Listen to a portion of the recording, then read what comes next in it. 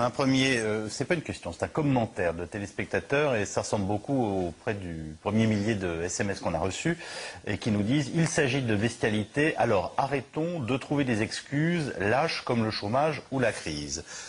D'accord avec l'analyse de fond là pour le coup?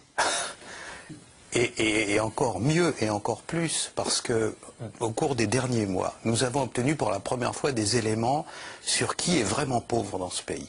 Où se trouve la vraie misère dans ce pays? Alors il y a une grande étude qui est passionnante, qui date de la fin de l'année 2009, mais il a fallu le temps qu'on exploite, sur qui sont les vrais pauvres dans ce pays. Où est la vraie misère dans ce pays?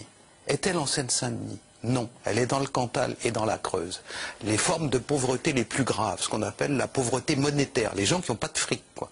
Ceux qui ont les immeubles les plus dégradés, ceux qui vivent le plus loin possible des services de santé, ceux qui n'ont pas accès aux prestations sociales, parce qu'ils ne savent simplement pas que ça existe, ils sont dans le Cantal et dans la Creuse.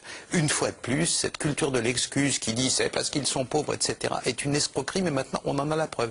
Je vais publier la semaine qui vient une étude là-dessus qui montre la comparaison entre les 5 départements les plus pauvres de France, tous à la campagne, tous ruraux, et cette histoire comme quoi c'est la misère qui génère le crime, elle est fausse depuis Victor Hugo, on le sait, mais là maintenant on le prouve.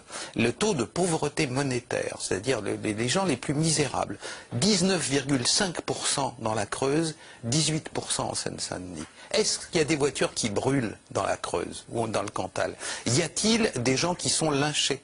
Y a-t-il des voitures qui sont volées par des carjacking et compagnie? Pas une seule. Est-ce la misère qui génère le crime ou alors d'autres explications qu'il faut trouver? Naturellement, il ne faut pas se précipiter sur des explications faciles, mais en tout cas, une certitude, et maintenant on attend tranquillement tous les gens qui nous disent la misère, le crime, Victor Hugo, tout ça, c'est faux, c'est matériellement et fondamentalement faux. Les 5 départements les plus pauvres de France sont absolument, et pratiquement intégralement.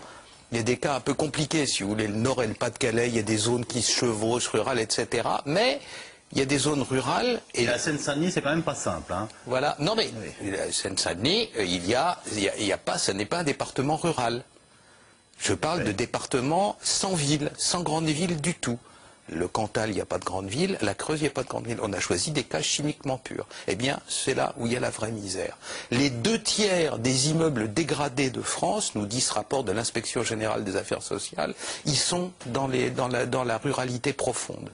Les gens, à l'époque, dans le rapport, c'est des officiels, ils parlent de honte et de scandale, les 2/3. La vraie misère, elle est là-bas, et il n'y a aucune espèce de déprédation.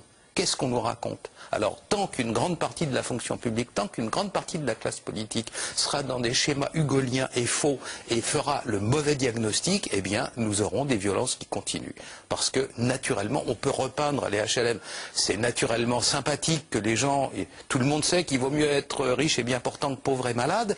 C'est pas ça le problème. On peut repeindre les immeubles tant qu'on voudra. Ça ne fera pas un acte violent de moins.